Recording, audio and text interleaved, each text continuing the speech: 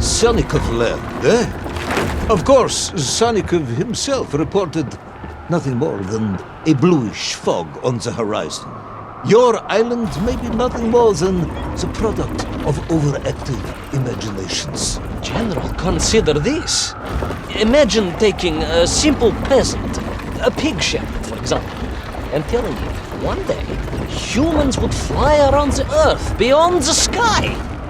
He would say you were stark raving mad, Saldafon, a ridiculous Kazyol Baradati, a buffoon stuffed into a military uniform, a pridurak, a chuchela tuparile. This peasant of yours had better watch his mouth if he doesn't want to spend his holidays in Solovyetsky.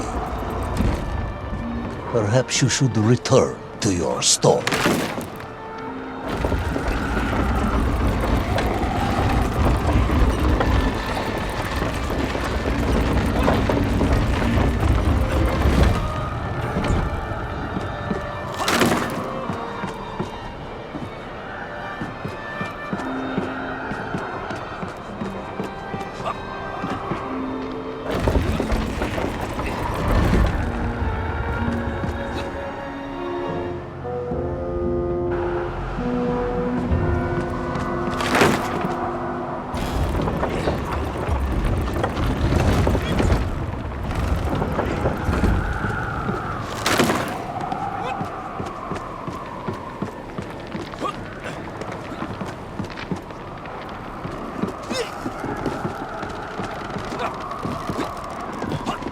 There in the cliff, I could not believe it.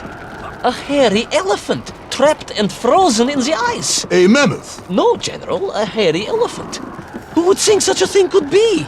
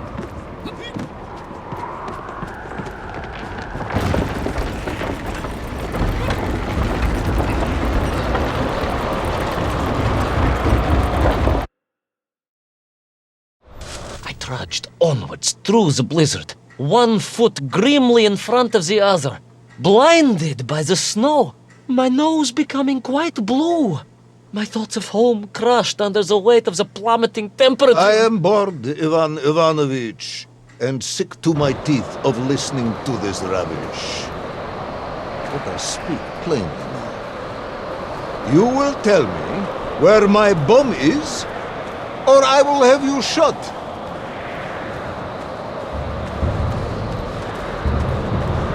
I am just getting to that, General. Shot! Comrade Primal! Shot with real bullets, fired from a real gun, not some ludicrous Bultavia about lost cities and dinosaurs and Yinku and mammoth. It was a hairy elephant. No! I will not tolerate any more! Where is the bomb, Ivan Ivanovich? Where is little Orpheus? It was right there. What? It was there. At least I realized it must be. Where? There? On Sonikov land? Yes, General, because as the storm began to clear, I realized with a strange excitement and trepidation that I was not alone on Sonikov land.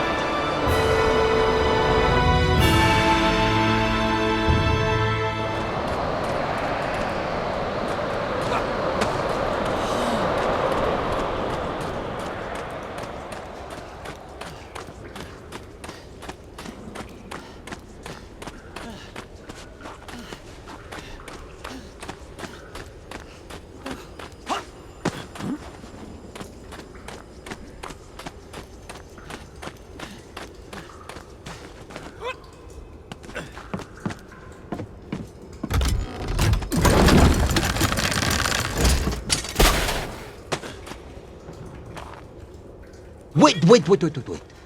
Go back. You say these lifeboats came from Zarya? A Russian ship? Zarya returned home, but not with all of her crew. And here were the missing lifeboats, trapped in the ice for all of these years. And it could only mean one thing. That you are continuing to hang lapsha on my ears.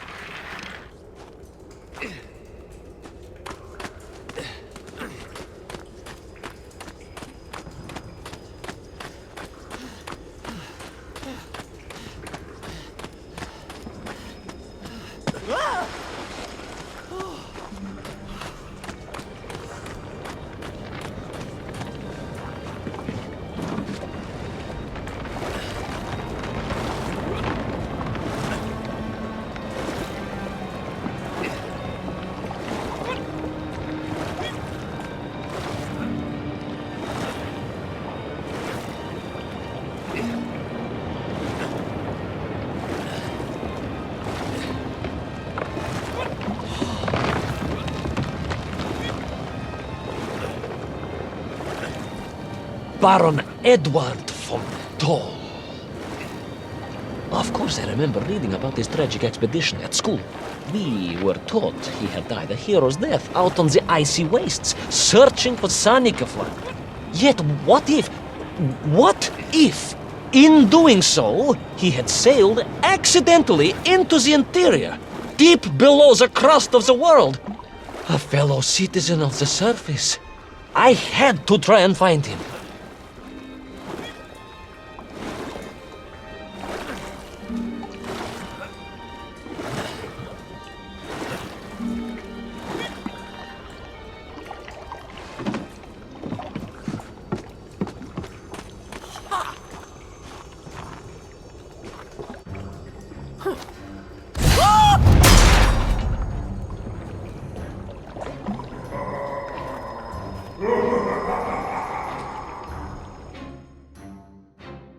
A dead explorer stole my bow. Not dead, General, but quite insane.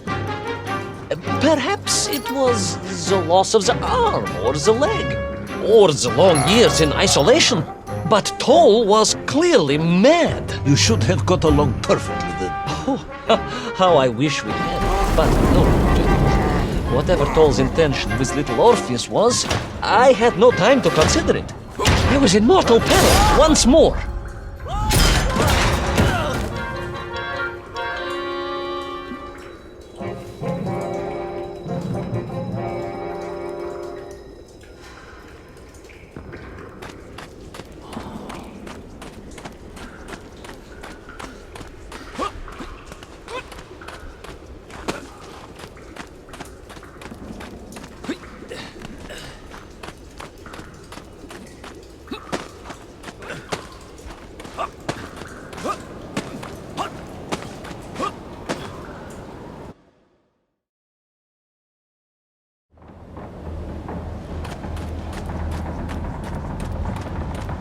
So, you believe that Toll had somehow enslaved the Menkiv and bent them to his will? I do, General. It was obvious. Why else would they serve him? And how else could they be so different from their freed comrades? These odd helmets they wore, it was the science of our times. No doubt about it. Although fused with some strange crystal technology I could not recognize. To be honest with you, it didn't seem appropriate to stop and ask them.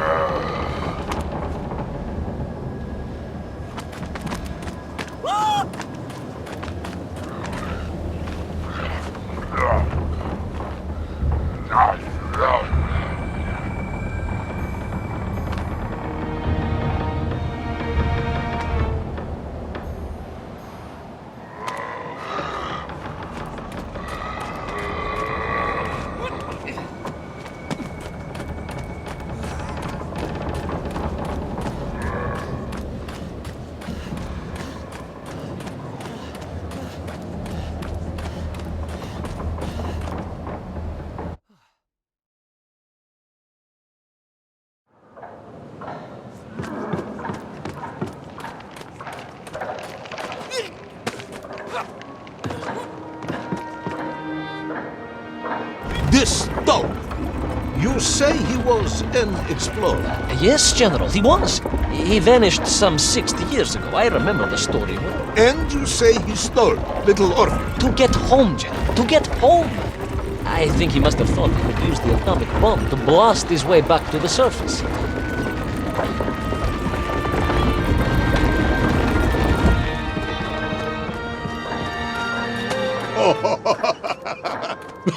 Brilliant, Ivan Ivanovich!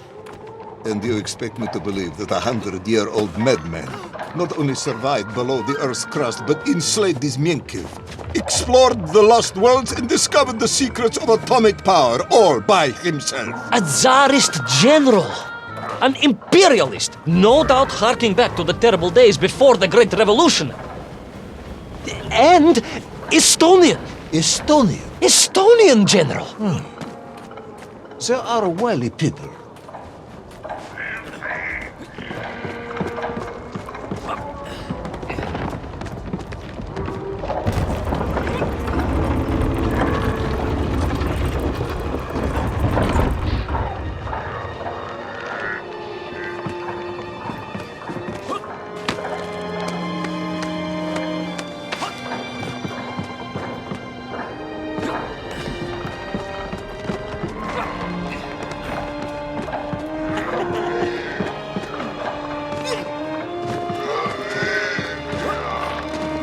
The slave mines stretched away into the distance, and I sometimes wondered if I would ever find my way out.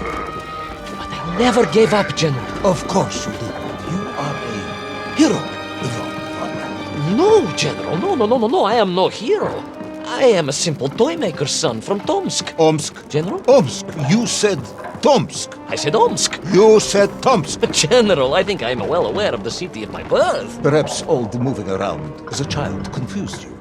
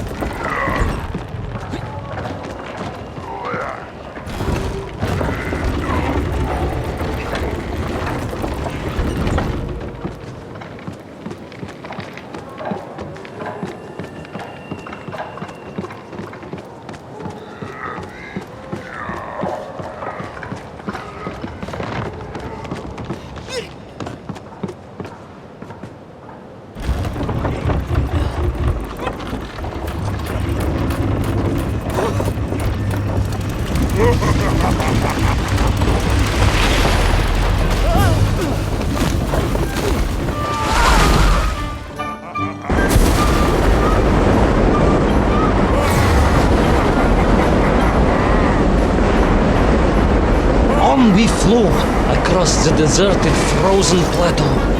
I was single-minded in my pursuit, dogged in my determination.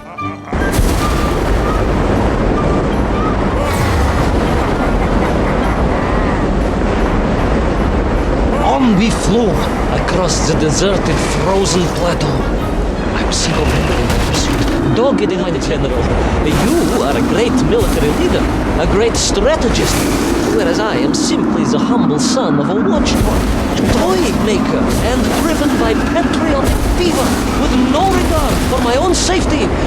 I rushed blindly on.